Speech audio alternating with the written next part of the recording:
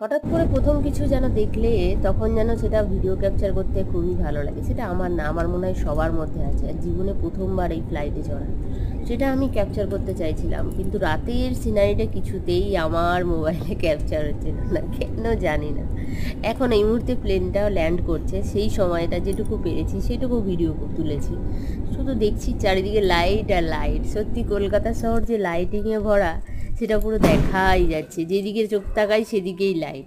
তবুও আমি ওপর দিয়ে নেওয়ার চেষ্টা করছিলাম, কিন্তু আমার মোবাইলে ফোকাসই করছিল না। কারণ হচ্ছে এই ডান দিকে দেখো একটা লাইট মানে ব্লিঙ্ক করছে, মানে জ্বলছে। আর সেই লাইটটার জন্যই হচ্ছে ফোকাস করতে চাইছিল না। আর সেই জন্য আর কি, মানে ভিডিওটা ভালো করে তুলেও মানে আমি পারছিলামই না। এত নিজেকে অসহায় মনে হচ্ছিল যে আমার যেটা আমি তোলার শখটা করলাম সেটাই করতে পারলাম না। তো যাই হোক, তবুও যেটুকু তুলেছি খারাপই হয়তো হয়েছে, তবুও তোমাদের সাথে আর খারাপ হোক ভালো হোক সেটা আমার কাছে অনেক বড় ব্যাপার।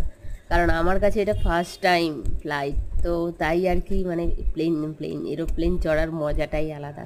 তো আমি খুব মানে হ্যাপি হয়েছি, প্রথমবার ভগবান আমাকে এই সুযোগটা করে দিয়েছে। তো সেই জন্য আর কি ভাবলাম তোমাদের সাথেও ভিডিওটা শেয়ার করি, কার কার সাথে এরকমটা হয়েছে অবশ্যই জানিও।